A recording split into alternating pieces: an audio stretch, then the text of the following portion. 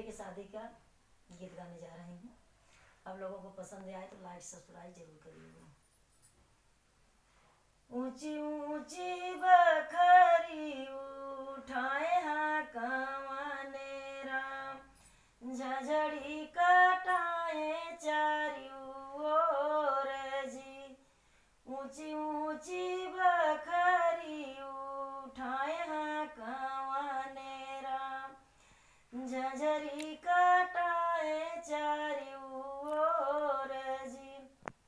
सही चढ़ी मलिया रे भाजई सो पड़िया, मालिनी जोरई पान जी। सही चढ़ी मलिया रे भाजई सो पड़िया, मालिनी जोरई पान जी। सही बिरवा कूचाई दुल्हे कवने राम, कूची चलनी ससुरार जी। सही बिरवा कूचाई दुल्हे कवने राम, कूची चलनी ससुरार जी।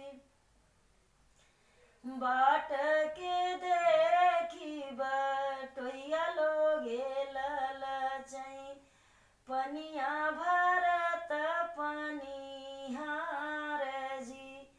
बाट के देखी बटोइया लोगे ललचई, पनिया भरत पनिहार जी।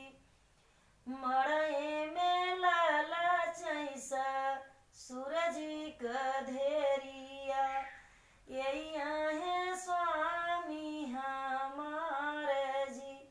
मड़ई में ललचई सूरज कधेरिया, यही